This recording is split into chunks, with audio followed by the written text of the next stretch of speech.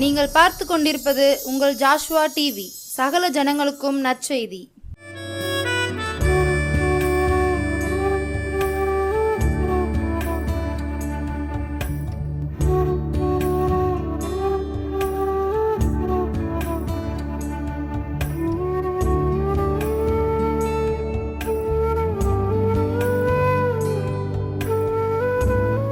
ஆண்டவராகிய இயேசு கிறிஸ்துவின் நாமத்தினாலே உங்கள் அனைவருக்கும் என் அன்பின் வாழ்த்துக்கள். கர்த்தர் நம்மை ஆசீர்வதிப்பாராக. ஜோஸ்வா டிவி மூலமாக உண்மையிலே நான் அதை ரொம்ப மகிழ்ச்சியாக எண்ணுகிறேன்.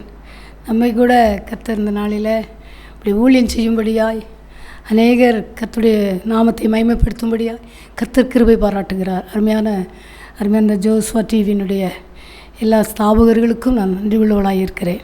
கர்த்தர் நம்மை ஆசீர்வதிப்பாராக. இந்த நாளில் நாம் கண்களை மூடி நாம் செபிப்போம். கர்த்தர் நம்மோடு கூட பேசுகிறவர். ஹல்லேலூயா. நன்றி அப்பா. பேசும் தெய்வம் நீ.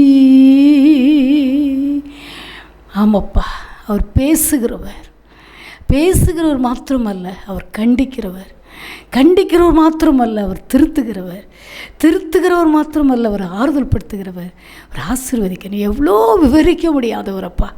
நீர் எங்களோடு பேசும். இயேசுவின் நாமத்தில் பிதாவே, ஆமென். இந்த நாளில் சிலுவையின் மேன்மை என்கிற தலைப்பில் நம்ம பேச போகிறோம். சிலுவையினால் நமக்கு நிறைய மேன்மை கிடச்சிருக்கு. பாருங்கள், நம்ம சின்ன பிள்ளைய நடந்து போய்கிட்டு இருக்கோம்னு வச்சுக்கோங்களேன். இப்போ ஒரு நாய் ஏதோ வருது, இல்லை ஏதோ ஒன்று வருதுன்னா சிலுவை போட்டோன்னே நம்ம பயம் அப்படியே மாறிடும். நம்ம அதை நேர அனுபவிச்சிருக்கிறோம்.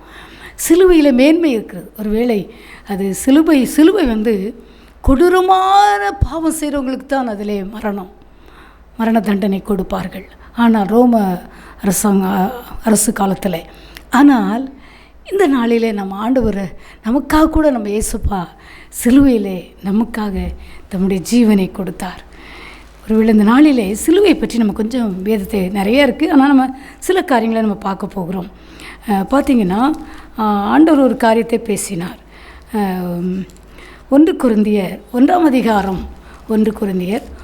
அதிகாரம் 18ஆம் வசனத்தை வாசிக்கும்போது கர்த்தருடைய வார்த்தை சொல்கிறது, சிலுவை வந்து நமக்கு மேன்மையானது. அல்லேலூயா. ஆமாம், நம்ம அப்படி சிந்திச்சு பாருங்களேன். அதான் பக்தன் பாடுறாரு, சிலுவையோ புனித சின்னம். அது புனித சின்னம். சிலுவையின் மேன்மை. இந்த நாளில் எனக்கு அன்பான தெய்வஜனமே, 1 கொரிந்தியர் 1 அதிகாரம் 18ஆம் வசனத்தில் சொல்கிறது, சிலுவையை பற்றிய உபதேசம் கெட்டு போகிறவர்களுக்கு பைத்தியமாக இருக்கிறது, ரட்சிக்கப்படுகிற நமக்கோ அது தேவ பலனாக இருக்கிறது. இந்த நாளில் ஆண்டவர் நமக்கு தேவ பலனை கொடுக்கிறார். இதுவரைக்கும் நம்மை நடத்தி இருக்கிறார். நம்ம சில காரியங்களை வேதத்திலிருந்து வாசிக்க போகிறோம். பார்த்தீங்கன்னா ஆண்டவர் இந்த நாளில் சொல்கிறாரு, சிலுவையினால் நமக்கு முதல்ல நம்மை மீட்டார். ஆமாம், சிலுவையினா மீட்டவரே ஆராதனை ஆராதனை, சிறகுகளோ மூடுபவரே ஆராதனை ஆராதனை. சிலுவையினால் நம்மளை மீட்டார். இங்கே பார்த்தீங்கன்னா வேதவசனம் சொல்கிறது, நமக்கு வர வேண்டிய தண்டனையை அவர் ஏற்றுக்கொண்டார். கர்த்தருடைய வார்த்தை சொல்கிறது, யோவான் 8ஆம் அதிகாரம் 11ஆம் வசனத்தில், எனக்கு அன்பான தேவஜனமே, இங்கே ஒரு பாவியான ஸ்திரீ என்று எழுதப்பட்டிருக்கிறது. இங்கே ஒரு ஸ்திரீ பாவம் செய்தவள். ஆனால் எல்லாருமே நம்ம பாவி தான். ஆனால் 8ஆம் அதிகாரம் 11ஆம் வசனத்தில் அந்த நாட்களில் கல்லெறிந்து கொல்லணும் விபச்சார ஸ்திரீயில். அப்படி இருக்கும்போது இந்த ஸ்திரீ வருகிறா. எல்லோரும் கல் எடுத்துகிட்டு வர்றாங்க. ஏசப்பா பார்க்குறார். 10ஆம் வசனம், யோவான் 8:10. அதற்கு இயேசு நிமிர்ந்த அந்த ஸ்திரியை தவிர வேறொருவரையும் காணாமல், ஸ்திரியே உன்மேல் குற்றம் சாட்டினவர்கள் எங்கே? ஒருவனாகிலும் உன்னை ஆக்கினைக்குள்ளாக தீர்க்கவில்லையா என்றார். பாருங்கள், பாவம் செய்தால் வேதம் சொல்கிறது, பாவத்தின் சம்பளம் மரணம். இந்த நாட்களில் இங்கே ஆண்டவர் என்ன சொல்கிறாருன்னா, இந்த மகளுக்கு பாவ மன்னிப்பு கொடுக்கிறார். அதுக்கு என்ன சொல்ல பாருங்க, அதற்கு அவள் 11ஆம் வசனம், இல்லை ஆண்டவரே என்றாள். இயேசு அவளை நோக்கி, நானும் உன்னை ஆக்கினைக்குள்ளாக தீர்க்கிறதில்லை, நீ போ, இனி பாவம் செய்யாதே. இந்த நாட்களில் பாவம் தலைவிரித்து ஆடிக்கொண்டிருக்கிறது. அன்றைக்கு அந்த ஸ்திரியை பார்த்து இயேசுபா, நான் உன்னை ஆக்கினைக்குள்ளாக தீர்க்கலை அப்படின்னு சொல்லி அனுப்புகிறார். இந்த நாள் இதை பார்க்க எனக்கு அன்பான தேவஜனமே, நம்ம கூட சில பாவத்தில் அடிக்டாக இருக்கலாம், சீரியலுக்காக இருக்கலாம், சில குடிக்காக இருக்கலாம், சில காதலாக இருக்கலாம், ஏதோ ஒன்றில் அடிக்டாக இருக்கலாம், கோபத்தில். ஆனால் ஆண்டவர் இன்னைக்கு சொல்கிறாரு, நான் உன்னை ஆக்கினைக்குள்ளாக தீர்க்க மாட்டேன்னு சொல்கிறாரு. அதுதான் சிலுவையின் மேன்மை. பார்த்தீங்கன்னா ஏன் சிலுவை ஆண்டவர் சுமந்தார்னா, கர்த்தருடைய ஏசாயா 53:5 சொல்கிறது, அவர் தாமே நம்முடைய பலவீனங்களை ஏற்றுக்கொண்டு நம்முடைய துக்கங்களை சுமந்தார், நமக்கு சமாதானத்தை உண்டு பண்ணும். இந்த வசனம் அப்படி சொல்லியிருக்கு பாருங்க, நமக்கு சமாதானத்தை உண்டு பண்ணும் ஆக்கினை அவர் மேல் வந்தது, அவருடைய தழும்புகளால் குணமாகிறோம். நமக்கு வர வேண்டிய தண்டனையை சிலுவையில் அவர் சுமந்தார். அதனால்தான் சிலுவையின் மேன்மை. நீ பாருங்கள், எனக்கு அன்பான தேவஜனமே, ஒவ்வொரு நாளும் நீங்கள் சிலுவையை கொஞ்சம் தியானிக்கணும். சிலுவை இயேசுவின் ரத்தத்தை நீங்கள் தியானிக்க நம்மளுக்கு வர வேண்டிய தண்டனை மாறும். ஆமாம், இதில் சொல்கிறார் பாருங்களேன், அந்த அந்த அந்த சகோதரியை, அந்த ஸ்திரியை பார்த்து ஆண்டவர் சொல்கிறாரு, நானும் உன்னை ஆக்கினைக்குள்ளாக தீர்க்கிறதில்லை, நீ போ, இனி பாவம் செய்யாதே. ஒருவேளை அவளுக்கு வர வேண்டிய ஆக்கினையை, நமக்கு வர வேண்டிய ஆக்கினையை அவர் சிலுவையிலே சுமந்தார். அந்த ஆக்கினையை நமக்கு ரட்சிப்பாய் மாற்றி கொடுத்தார். இதை பார்க்கிற தேவஜனமே, விடுதலையாய் நம்முடைய குடும்பங்கள், நம்முடைய ரட்சிப்பு எங்கேயோ இருந்திருப்போம், எங்கேயோ தூர இடத்துல இருந்திருப்போம், ஆண்டவருக்கும் நமக்கும் தொடர்பே இருந்திருக்காது. அந்த இடத்துலேருந்து உங்களை என்னை மீட்டார். யோசித்து பாருங்கள். ஆண்டவர்கிட்ட இன்றைக்கி சொல்லுங்கள், என்னை மீட்டிங்கப்பா. நம்ம அநேகர் பார்த்திங்கன்னா ரட்சிக்கப்பட்டதை குறித்து அதுக்கு ரொம்ப கேர்லெஸ்ஸாக இருக்கிறது இல்லை. ரட்சிப்பு விலையேறப்பட்டது பிச்சை கிருபை. இங்கே பார்த்தீங்கன்னா வசனம் சொல்லுகிறது, எனக்கு அன்பானது, அதுக்கு நன்றியாக இருங்க. நமக்கு வர வேண்டிய தண்டனையை சிலுவையில் அவர் சுமந்தார். இந்த வசனம் சொல்லுகிறது, எபேசியர் 2ஆம் அதிகாரத்தில் 4ஆம் வசனம், தேவனோ இரக்கத்தில் ஐஸ்வர்யம் உள்ளவராய் நம்மில் அன்பு கூர்ந்து தம்முடைய மிகுந்த அன்பினாலே அக்கிரமங்களில் மரித்தவர்களாய் இந்த நம்மை கிறிஸ்துவோடு கூட உயிர்ப்பித்தார், கிருபையினாலே ரட்சிக்கப்பட்டீர்கள். 1ஆம் வசனம் சொல்லுகிறது, அக்கிரமங்களினாலும் பாவங்களினாலும் மரித்தவர்களாய் இந்த உங்களை உயிர்ப்பித்தார், நம்மை மன்னித்தார். சிலுவை அதற்காக தான் அவர் சுமந்தார். அந்த சிலுவையின் மேன்மை இன்றைக்கி வாங்க ஆண்டவர்கிட்ட சொல்லுங்கள். பாருங்கள் என்ன செய்வாராம் பார்த்தீங்கன்னா, கர்த்தருடைய வார்த்தை சொல்லுது, இன்றைக்கி உங்களுக்கு பாவத்திலிருந்து விடுதலை. ஆண்டவர்கிட்ட கேளுங்க, எனக்கு இது விட முடியலை, இந்த ஏதோ ஒரு பாவம் என்னால் என்னை மேற்கொள்ள முடியலை, என் கண்களின் இச்சை, என் ஜீவனத்தின் பெருமை, ஒருவேளை என் வார்த்தைகள், என் பார்வைகள், என் செயல்கள் எனக்கே பிடிக்கலை அப்படின்னு நீங்கள் இன்றைக்கி கல்வாரிக்கு ஓடிவாங்க. நம்மை மீட்கும் தெய்வம் இன்றைக்கி உங்களை மீட்கும்படியா, நான் உன்னை ஆக்கினைக்குள்ளாக தீர்க்க மாட்டேன், நான் உனக்கு விடுதலை தருவேன், உன்னை ரட்சிப்பேன். ஆண்டவர் சொல்கிறாரு, நானும் உன்னை ஆக்கினைக்குள்ளாக தீர்ப்பதில்லை, இனி பாவம் செய்யாதே என்று ஆண்டவர் சொல்கிறார். பாவத்தை விட்டு ஓடிவாங்க தெய்வ பிள்ளையே. பாவத்தோடு போராடி ஒருவேளை சோர்ந்து போனீர்களோ, கல்வாரியிலே நமக்காய் அவர் பாவத்தை ஜெயித்தார். கல்வாரிக்கு ஓடிவாங்க. அந்த கல்வாரி சிலுவையை கொஞ்சம் சிந்திச்சு பாருங்கள், ஆண்டவர்கிட்ட கேளுங்க. பாருங்கள், ஆண்டோடைய நான் மகிமைக்காக சொல்லுகிறேன், இந்த நாளில் என்னை சிலுவையினால் மீட்டவரே என்று பாடி பாருங்களேன். அப்படி சொல்லி பாருங்கள்.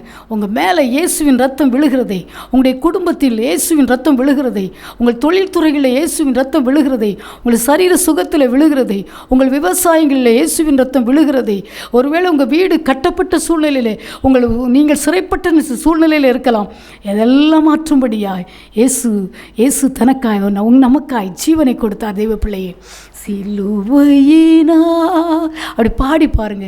மீட்டவர ஆராதனை ஆராதனை, சிறகுகளா மூடுபவரே ஆராதனை ஆராதனை, ஓசன்னா உன்னத தேவனே, ஓசன்னா ஓசன்னா ஓசன்னா. இந்த நாளிலே கூப்பிடுவீர்களா? கொலோசியர் 1ஆம் அதிகாரம் பார்த்திங்கன்னா அந்த சிலுவை ஆக்கினை பாவத்திலிருந்து நம்மை விடுவிக்கிறது, மரண தண்டனையை மாற்றுகிறது. நமக்கு வர வேண்டிய மரணத்தை அவர் ஏற்றுக்கொண்டார். இங்கே பார்த்தீங்கன்னா வேதவசனம் சொல்கிறது, கொலைசியர் 1:20 கொலைசியர் 1:20 அவர் சிலுவையில் சிந்தின இரத்தத்தினாலே சமாதானத்தை உண்டாக்கி பூலோகத்தில் உள்ளவைகள் பரலோகத்தில் உள்ளவைகள் யாவையும் அவர் மூலமாய் தமக்கு ஒப்புரவாக்கி கொள்ள அவருக்கு பிரியமாயிற்று. உங்களையும் என்னையும் பிதாவோடு இணைக்கும்படியாய் சிலுவையில் சிந்தின இரத்தத்தினாலே, சிலுவை அதற்காகத்தான் உங்களையும் என்னையும் பரலோகத்துக்கு இணைத்திருக்கிறதாம், பிதாவோடு கூட. இந்த வசனம் அப்படி எழுதியிருக்கிறது. சமாதானத்தை உண்டாக்கி, நம்ம சமாதானம் இல்லாமல் இருந்தோம், நம்ம எங்கேயோ இருந்தோம், சாபத்தில், பாவத்தில், வறுமையில், கண்ணீரில், நிந்தனையில், நெருக்கங்களில், ஏமாற்றத்தில், மனிதர்கள் நம்மை தலையை துலுக்கி போனார்களே, சாபத்தை நீக்கினாரே, அதுதான் சிலுவை. அந்த இரத்தத்தினாலே சமாதானத்தை உண்டாக்கி பூலோகத்தில் உள்ளவைகள் பரலோகத்தில் உள்ளவைகள் யாவையும் அவர் மூலமாய் தமக்கு ஒப்புரவாக்கி கொள்ளவும் அவருக்கு பிரியமாயிட்டான்.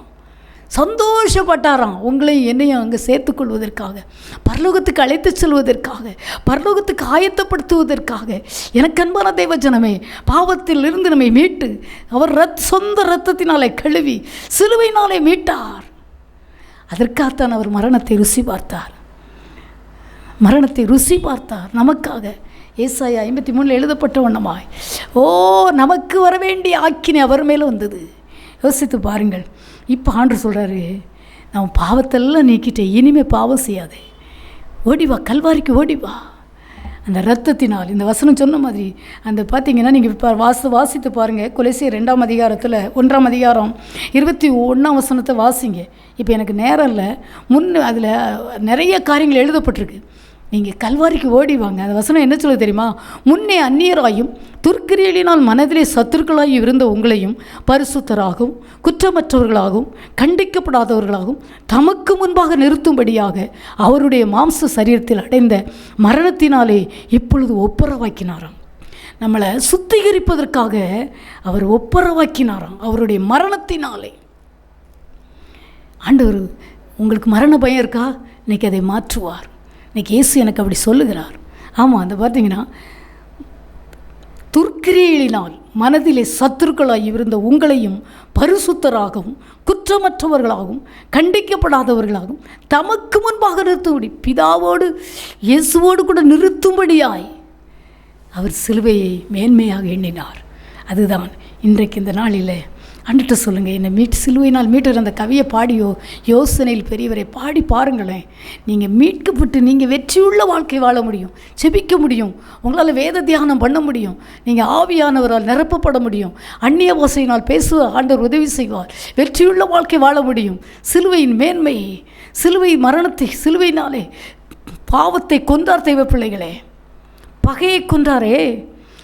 2வது ஆண்டு சொல்கிறாரு பார்த்தீங்கன்னா, எபேசியர் 2 எனக்கு அன்பான தேவஜனமே, நீங்கள் ஆண்டுட்டு சொல்லுங்கள், அன்பே கல்வாரி அன்பே உம்மை பார்க்கையிலே என் உள்ளம் உடையுதப்பா, தாகம் தாகம் என்றீ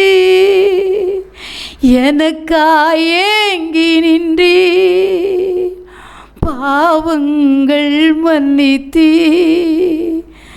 பலியான பலியானி அன்பே கல்வாரி அன்பே உம்மை பார்க்கையிலே என் உள்ளம் உடையுதப்பா.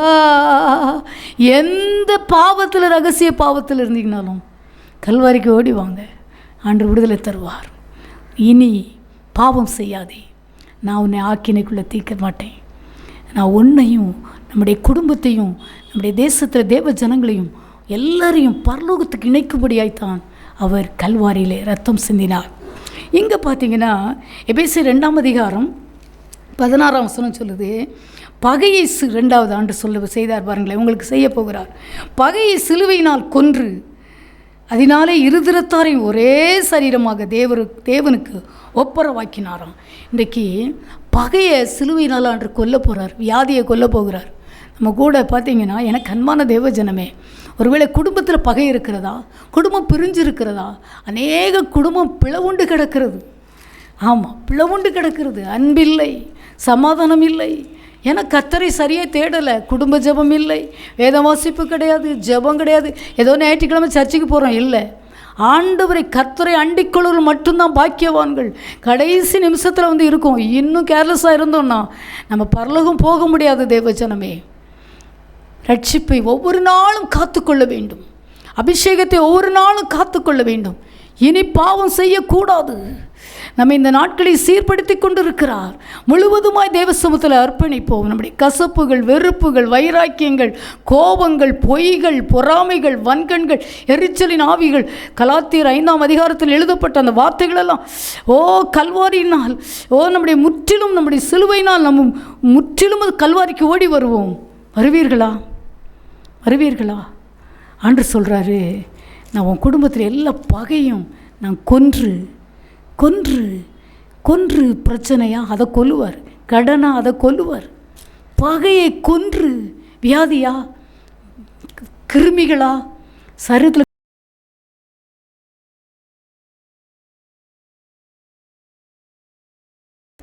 அன்றைக்கி நான் ஒரு காரியத்துக்காக ஜெபிக்கும்போது சின்ன சின்ன கருப்பு வண்டு ஒரு பொண்ணுக்குள்ள அப்படி பாய்ந்து வருவதை பார்த்தேன். விஷம் அது.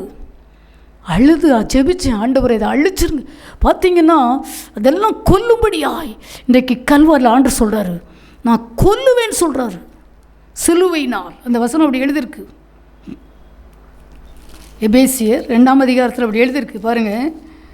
பகையை சிலுவையினால் கொன்று ரத்தம் சிந்தின ரத்தம் அந்த மகளுக்குள்ளாய் அனுப்பி ஜெபித்தேன். ஆனால் அவங்ககிட்ட சொன்னால் பயந்துருவாங்கன்னு சொல்லி அப்படி லட்சக்கணக்கான வண்டுகள் படிப்படியா கர்த்தர் அழிச்சார். இன்றைக்கி கூட உங்கள் சரீரத்தில் ஏதோ ஒன்று வைரஸ் போராடிக்கிட்டு இருக்கா, போராடிக்கிட்டு இருக்கா. சிலுவையினால கொல்லும்படியாய் இயேசு வந்திருக்கிறார். எபேசியர் 2ஆம் அதிகாரத்தில் எனக்கு அன்பான தேவஜனமே, இப்போ ஆண்டவர் சொல்கிறாரு, உங்களுக்கு நமக்கு செய்ய போகிறாராம். பார்த்தீங்கன்னா ஆண்டவர், அதான் நான் மறுபடியும் சொல்கிறேன், நல்ல கல்வாரியை இயேசுவின் ரத்தத்தை சிந்திங்க, தியானிங்க, கல்வாரியை நினைங்க, எனக்காக நீங்கள் ஜீவனை கொடுத்தீங்கப்பான்னு சொல்லுங்கள். அவர் வந்துடுவார். அவர் அந்த பிரசன்னத்தால் நிரப்புவார், உங்களுக்கு கற்றுக் கொடுப்பார், உனக்கு பாவத்திலிருந்து விடுதலை தருவார், உங்களை ஆண்டவரோடு இணைப்பார். அது மட்டுமல்ல, இதில் பகையை கொன்று அந்த கிருமிகள், உண்மையிலே சொல்கிறேன், எனக்கே பயமாக இருந்தது, என்னடா இப்படி கிருமிகள், அது வியாதி. கர்த்தர் மறுபடியும் அழுதழு ஜெபிச்சோன்னா அதை அழிச்சிட்டார். அவர் தான் அதை காண்பிக்கிறார், அவர் தான் அதை அழிக்கிறார். இங்கே பார்த்தீங்கன்னா இந்த வசனம் சொல்லுது, 2ஆம் அதிகாரம், கொலேசியர் 2ஆம் அதிகாரத்தில், நமக்கு எதிரிடையாகவும் கட்டளைகளால் நமக்கு விரோதமாகவும் இருந்த கையெழுத்தை குலைத்து அதை நடுவில் இராதபடிக்கு எடுத்து சிலுவையின் மேல் ஆணி அடித்து துரைத்தனங்களையும் அதிகாரங்களையும் உரிந்து கொண்டு வெளியரங்கமான கோலமாக்கி அவைகளின் மேல் சிலுவையிலே வெற்றி சிறந்தார். ஆண்டு சொல்கிறாரு. ரெண்டாவது உங்களுக்கு சொல்கிறார், தெய்வஜனமே, பகை மட்டும் கொல்லலை, உனக்கு விரோதமாக எங்கெல்லாம் சைன் பண்ணி வச்சுருக்கானா பிசாசு, அதையெல்லாம் நான் சிலுவையில் கொலைச்சிட்டேங்கிறார், அழிச்சிட்டேங்கிறார். விசுவாசிப்பீங்களா? அழிச்சிட்டேன்னு சொல்கிறார். அந்த வசனம் அப்படி எழுதியிருக்கு, எடுத்துக்கொள்ளுங்கள். கொலேசியர் 2ஆம் அதிகாரம் 14-15. நமக்கு எதிரடையா, ஆமாம், தேவஜனங்கள் ஒன்றும் உங்களுக்கு நடக்கக்கூடாது, பிள்ளைகள் படிக்கக்கூடாது, பிள்ளைகள் பாஸ் ஆகக்கூடாது, பிள்ளைகள் கீழ்ப்படியக்கூடாது, பிள்ளைகள் ரட்சிக்கப்படக்கூடாது, பிள்ளைகள் அபிஷேகம் பெறக்கூடாது, பிள்ளைகள் கர்த்தருக்காக எழும்பக்கூடாது என்று சொல்லி போராடுகிற அவனுடைய சைன் பண்ணி வச்சுருக்கானா. நமக்கு எதிரடையாகவும் கட்டளைகளால் நமக்கு விரோதமாக இருந்த கையெழுத்தை கொலைச்சிட்டார் தெய்வ பிள்ளையை. அதை நடுவில் இராதபடி எடுத்து சிலுவையின் மேல் ஆணி அடித்து அழிக்கிறார். ஆமாம், துரைத்தனங்களையும் அதிகாரங்களையும் உரிந்து கொண்டு வெளியரங்கமான கோலமாக்கி அவைகளின் மேல் சிலுவையிலே வெற்றி சிறந்தார். எனக்கு அன்பான தேவஜனமே, இன்றைக்கி எல்லா தேவையில்லாத சைன், தேவையில்லாத பிரச்சனை, பிசாசினுடைய பிளான், அவனுடைய திட்டம், அவன் தந்திரங்கள் நம்மளை பரலோகத்துக்கு விடக்கூடாது என்று சொல்லி, தேவ பலனை பெற்றுக்கொள்ள விடாதபடி, தேவ ஆசீர்வாதங்களை பெற்றுக்கொள்ள விடாதபடி, தேவனோடு உறவு கொள்ள முடியாதபடி இருக்கிற எல்லா சைனையும் கர்த்தர் அழிக்கிறார், கொலைக்கிறார், இதை செய்கிறார். ஆமாம், மரண பயத்தில் இருக்கீங்களா? ஆண்டவர் சொல்கிறார், எல்லாத்தையும் நான் கொலைச்சிட்டேன்னு சொல்கிறார். கொலைச்சிட்டார். கொலைச்சா என்ன அவன் ஒன்றுத்துக்குமே ஆகாது. இன்னைக்கு ஆண்டவர் சொல்கிறாரு, கல்வாரிக்கு, ஆண்டவரே நான் அந்த சிலுவை நான் இந்த லெந்து நாட்கள் மட்டுமல்ல, ஒவ்வொரு நாளும் தியானிப்பீங்களா? உங்கள் வெற்றியுள்ள வாழ்க்கைக்கு உண்மையிலே வேத வசனம், எல்லாம் வசனம் வாசிக்கணும். சிலுவையை கூட கொஞ்சம் தியானித்து பாருங்கள். வெற்றி வாழ்க்கை அது, சிலுவையின் வெற்றி சின்னம். வெற்றி சின்னம் நம்ம எத்தனையாய் பாதுகாத்து வருது. நம்ம சிலுவை நிழலுக்களை நம்ம வைத்துக்கொள்ளவில்லையா? ஒவ்வொரு இரவும் எத்தனை பயங்கரம், எத்தனை மரண போராட்டம், எத்தனை பலவீன போராட்டம். ஐயோ, இப்போ எங்கே டாக்டர் இருப்பார், என்ன செய்ய நினைக்கும் போது, உன்னதமானவரின் மறைவில் சர்வருடைய நிழலில் பாடும்போது, இயேசுவின் ரத்தத்தை குறித்து பாடும்போது, ஆண்டவருடைய வார்த்தை சொல்லி பாடும்போது நம்மை மூடவில்லையா? பாதுகாக்கவில்லையா? யோசித்து பாருங்கள். கொலைச்சிட்டார் தெய்வ பிள்ளையே. அதுதான் நாம் ஜெபிக்கும் போது, நாம் அவருடைய வார்த்தையை தியானிக்கும் போது, அதை ருசிக்கும் போது, அவருடைய வல்லமையை வரும்போது, எல்லா கிருமிகளும் பட்டு போது மட்டுமல்ல, அவனுடைய எல்லா பிளானையும் கர்த்தர் அழிக்கிறார். இது உண்மை. உண்மை. நான் எத்தனையோ முறை ஆண்டோடைய நான் மகிமைக்காய் சொல்லி நான் பார்த்துருக்கிறேன். தேவனுடைய மகிமைக்காய் சொல்லுகிறேன். நான் பெரியவா இல்லை, ஆனால் கர்த்தர் காண்பிப்பார், அழிப்பார். இப்போ கூட அழித்து கொண்டு இருக்கிறார். உங்கள் வீட்டில் ஏதோ ஒன்று இருக்கிறதா? அவன் சைன் பண்ணி வச்சிருக்கானா?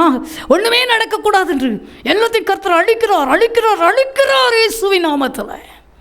அவர் வெற்றி வேந்தன். ஜெபிப்பீர்களா?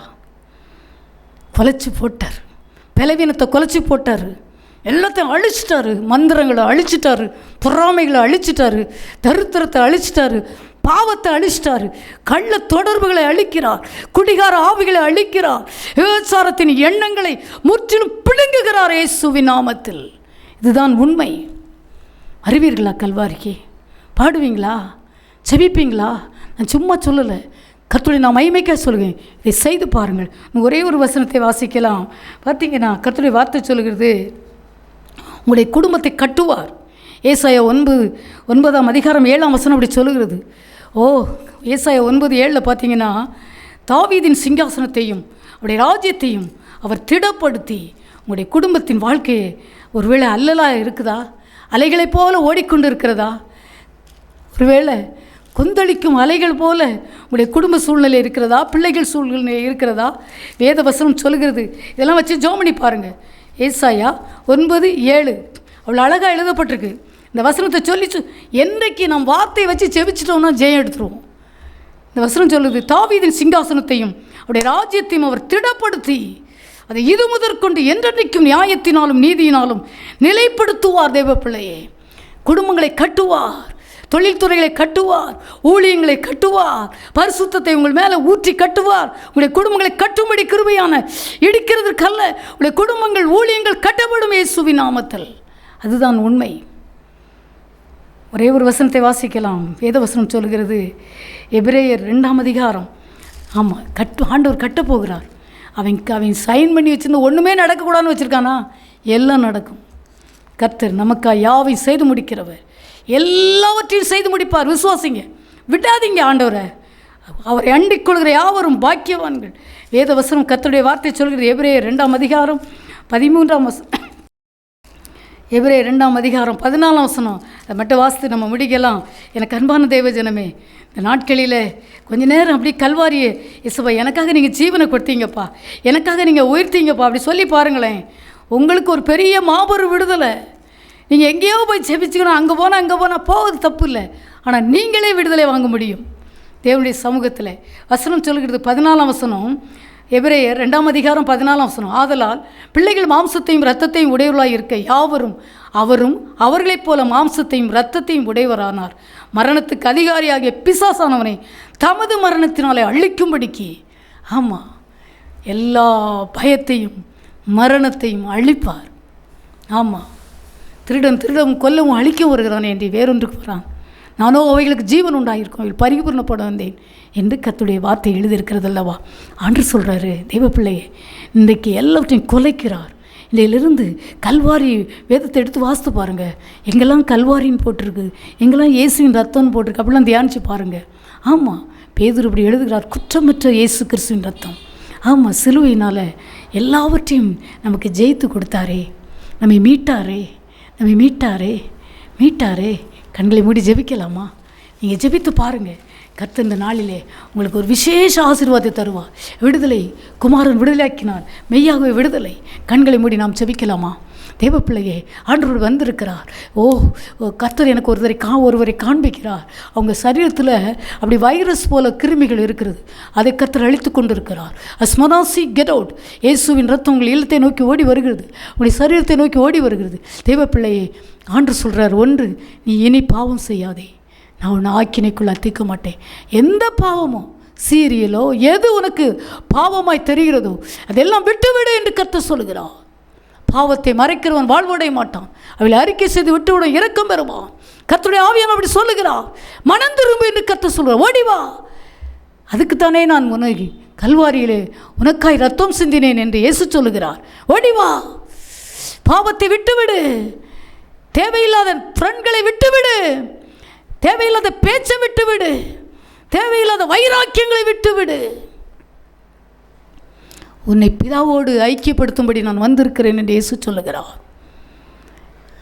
அவன் போட்டிருக்க சைன் உன் வீட்டுக்கு ஒன்றுமே நடக்கக்கூடாது. நீ அழுகிறல்ல, ஒன்றுமே நடக்கலையே, அந்த சைன் இன்றைக்கு குலைக்கப்படுகிறது. இயேசுவின் நாமத்தில்.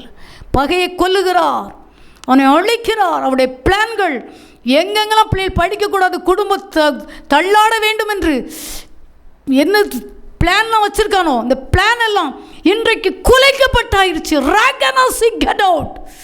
தகப்பனே, நம்முடைய வல்லமை இறங்கி கொண்டிருக்கிறதற்காக நன்றி.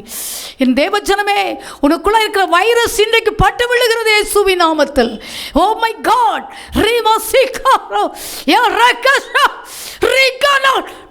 இயேசுவின் நாமத்தில் சைன் எல்லாம், அவன் சைன் அழிக்கப்படுகிறது. உன் தேவனுடைய சைன், இயேசுப்பாவுடைய சைன் உன் நிலத்துக்கு வருகிறது. அவர் உன்னை ரீமானா கவா ஐசனாஸ் மைக்கனா, தேவனுடைய கரம் உன் குடும்பத்தின் மீது, உன் பிள்ளைகள் மீது, உங்களுடைய எல்லா காரியங்கள் மீதும் அவருடைய பராக்கிரமுள்ள உள்ள கரம் வைக்கப்படுகிறது. சிலுவையினாலே எல்லாவற்றையும் அழிக்கிறார், ஜெயித்தார், மரணத்தை ஜெயித்தார். மரண பயம் போராடி கொண்டிருக்கிறீங்களா? எபிரேயர் 2ஆம் அதிகாரம் 14ஆம் வசனத்தை பைபிளை கொஞ்சம் வாசிங்க. எல்லோரும் நல்ல வேதத்தை கொஞ்சம் நேரம் வாசிங்க, ஒரு 5 அதிகாரம் வாசிங்க. அது வாசிக்க எல்லா இருளும் விலகும், எல்லா பயமும் விலகும், எல்லா தரித்திரமும் விலகும், எல்லா கண்ணீர்களும் மாறும், எல்லா போராட்டங்களும் விலகும் இயேசுவின் நாமத்தில். நன்றி அப்பா, என் அன்பு ஜனங்களை ஆசீர்வதி. ஆமாப்பா, நீங்கள் செய்கிறீங்கப்பா. உங்கள் வல்லமை இறங்கி கொண்டிருக்கிறதற்காக நன்றி. நீர் கிரியை செய்து கொண்டு இருக்கிறதற்காக நன்றி. என் ஜனத்துக்கு விடுதலை கொடுத்து கொண்டு இருக்கிறதற்காக நன்றி. நீங்கள் செய்கிறீங்கப்பா, எங்கள் அப்பா செய்கிறீங்க. சுகமடைவார்களாக இயேசுவின் நாமத்தினாலே. இன்றைக்கோடு அந்த மெடிசன் நிறுத்தப்படுவதாக இயேசுவின் நாமத்தில். தேவையில்லாத வைரஸ் சரீரத்துக்குள்ளாய் வந்து சளிகளையும் வியாதிகளையும் எல்லாம் டச் இயேசுவின் நாமத்தில். ஆசீர்வதி. சிலுவையினால் எங்களை மீட்டவர் அப்பா, என் ஜனத்தை மீட்டு அவளை நடத்திடுங்க. நான் உன்னை மீட்டு கொண்டேன்னு எத்தனை இடத்துல எழுதியிருக்கப்பா வேதத்தில். சிலுவையினால் மீட்டிங்க, மரணத்தினால் மீட்டிங்க, உங்கள் வார்த்தையினால் மீட்டிங்கப்பா. என் அன்பு ஜனத்தை ஆசீர்வதியும். அவருடைய குடும்பங்கள் என்னென்ன தேவைகளுக்காக அழுது கொண்டு இருக்கிறார்கள், பரலோகம் இறங்கி வருவதாக, இயேசுவின் நாமத்தில் அற்புதம் நடப்பதாக இயேசுவின் நாமத்தில். ஆராய்ந்து முடியாத பெரிய காரியங்களை, எண்ணி முடியாத அதிசயங்களை கர்த்தரின் ஜனங்களுக்கு செய்வீராக. உம்மை நம்பி வந்திருக்கிறோம், நாங்கள் வெட்கப்பட்டு போகாதபடி செய்யும். எல்லாருக்கும் செய்யும், எல்லாருக்கும் செய்யும், எல்லாருக்கும் செய்யும் ஐயா, எல்லாருக்கும் செய்யும். ஆசீர்வதி. இன்றோடு அவருடைய மரண படுக்கை மறையட்டும் இயேசுவின் நாமத்தில். ஆசீர்வதியும். விழிப்பு உண்டாகட்டும், பாதுகாத்துக்கள் இயேசுவின் நாமத்தில் பிதாவே. ஆமென், ஆமென்.